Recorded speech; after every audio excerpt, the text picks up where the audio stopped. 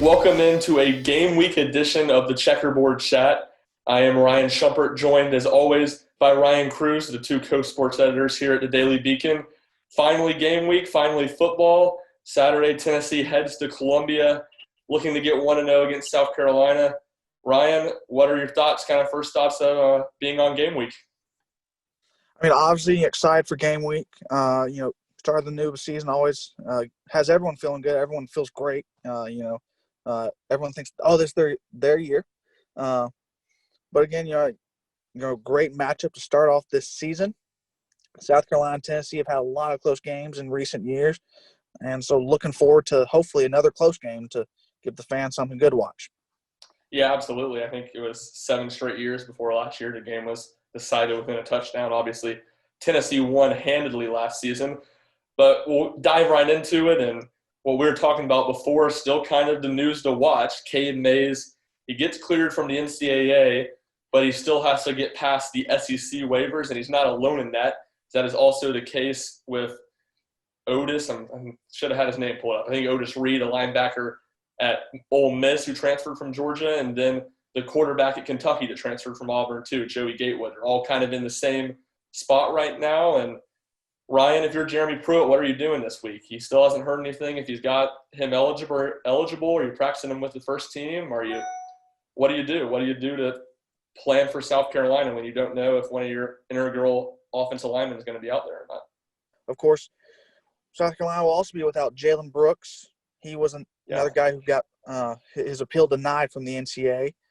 So, get on both sides of this week's matchup, although South Carolina has the added benefit of they know for certain he will not be.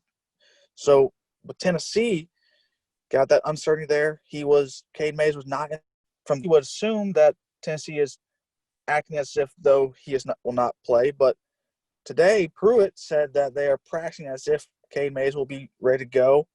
Weird situation. You hope if you're Jeremy Pruitt and his staff that Cade can go.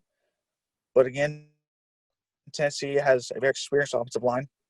And so you just got to hope that the rest of the guys, if and when that Cade can't play, that they'll step up and, fill that slot. Yeah, I think you have to applaud Jeremy Pruitt for how he's went across putting his message out there. He's obviously been very public in his support of Cade, but he's put pressure on Greg Sankey, but he hasn't really been forceful in that. He's just kind of said, we expect him to do the right thing. He's done the right thing through all this process, and really saying it's all about the players. It's all about the players. That's been his message. And obviously, if it's all about the players, you would think they would be made eligible. Obviously, that's kind of the idea that Pruitt's trying to put out there. What I think gets interesting about it is it seems from everything you hear that the NCAA is going to pass the one-time free transfer rule in January. So you can transfer. You don't have to file any waiver to get eligible. And transfer one time, you're good to start the next season there. Now, the question is, obviously, does the SEC keep their rule intact where you have to get a waiver to transfer in conference? And I think that's going to be the question. Are you going to see consistency there? Because if you're going to give bad news to Jeremy Pruitt and Lane Kiffin and Mark Stoops this week, I think the thought's going to have to be that that's going to still be the rule in January when things get enacted. You're not just screwing us over for say in the short term only to make the change in the long term, which only time will tell on that. Greg Sankey during his teleconference this morning was kind of deflective on the topic, saying if the coaches want the rule changed, they need to vote on the rule to change, kind of trying to put it out of his hands. So it'll be interesting to see when a decision comes down. That's what's more confusing to me, if anything. If you listen to Greg Sankey's comments today, I don't know what you thought, Ryan. It sounded to me like, those guys aren't going to get eligible, but then he didn't say anything about a timetable, anything about when that would come out and what is the differentiating and why they make that decision. Because as Jeremy Pruitt said on Wednesday night, that no one has reached out to Caden Mays from the SEC. No one has talked to him. So it just seems confusing, I guess, as to what the plan going forward is for the SEC on transfers. College football, especially in the SEC, with more interest, SEC's always said it just means more. And so as such, everything else gets amped up, and transfers, bit touchy subject here in college football. it will be definitely interesting to see. Hopefully we get some clarification. That's best for everyone involved. But I really hope that,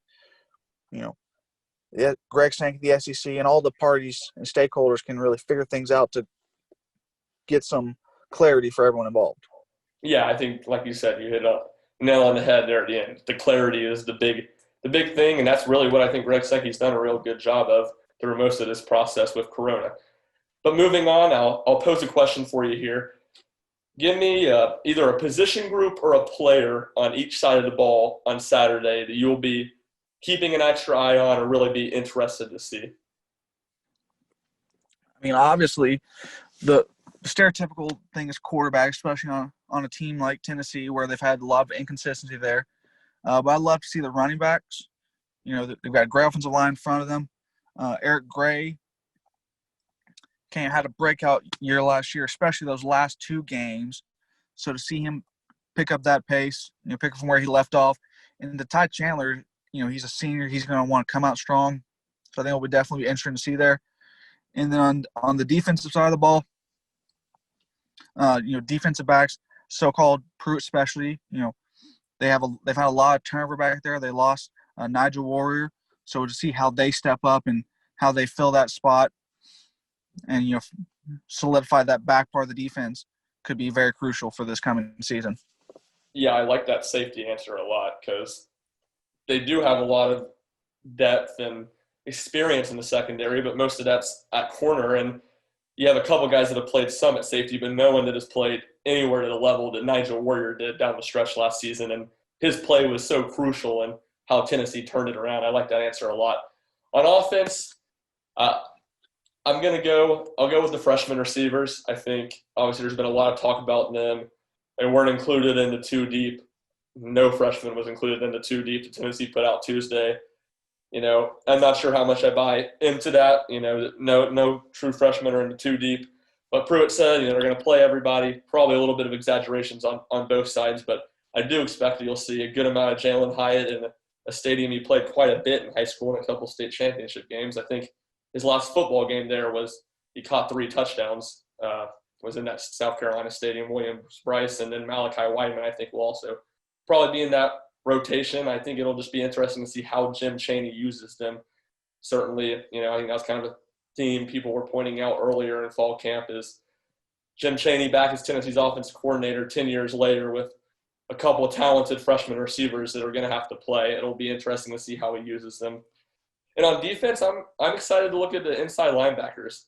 Henry To'oTo'o is going to be, if he wasn't a star last year, he's going to be a star this year. He's going to be an all-SEC guy, whether that's first or second team. And obviously there aren't a whole lot of question marks about him, but I will be interested to see he's kind of changed his body. He's slimmed down to try to play the pass better and be a little bit more of a sideline back or linebacker. So I'll be interested to see him. And then both of the other guys that'll be competing to play beside him, Quavaris Crouch, just played a very little last season at inside linebacker, mostly played at outside linebacker, but he's kind of found that as his home, a former really big recruit and a really talented athletic guy. And then Jeremy Banks, he went from not being on the team this summer, this offseason, to being back on the team, and a guy I expect to play quite a bit on Saturday. So he's a guy that's had some buzz this fall camp, and I think it'll be really interesting to see how he plays.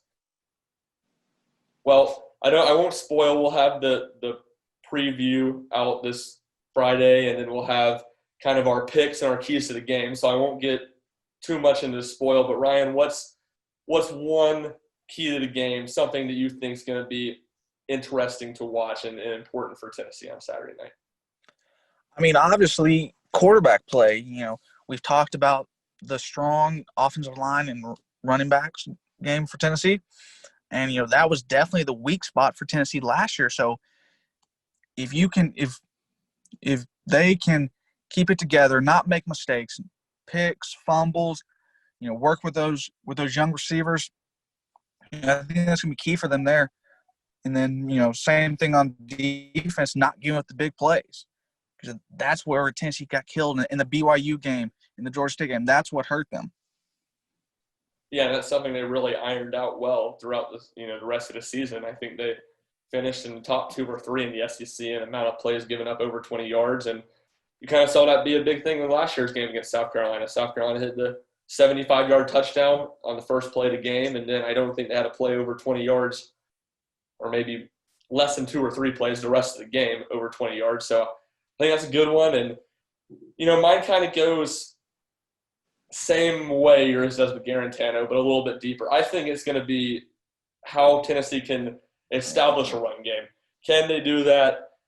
Last year, Tennessee's offensive line took a big step forward, but they still weren't great in run blocking. Tennessee averaged near the bottom of the league in yards per carry.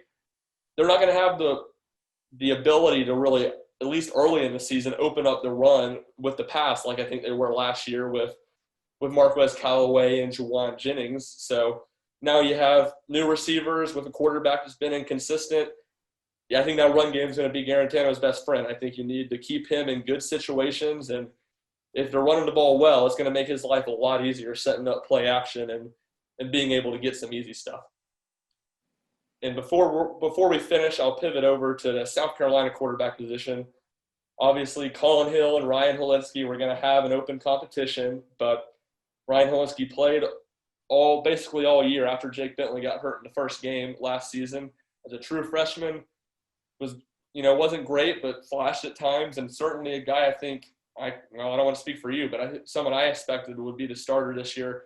What were your thoughts on Colin Hill getting that starting job, and what do you kind of expect to see from him Saturday night? I mean, obviously, I think I at first was a bit surprised to see Hilinski lose that job. We have to consider, Mike Bobo coming in, new offense. They always say a new coach means it's a shot for everyone to prove. And Colin Hill was coming in.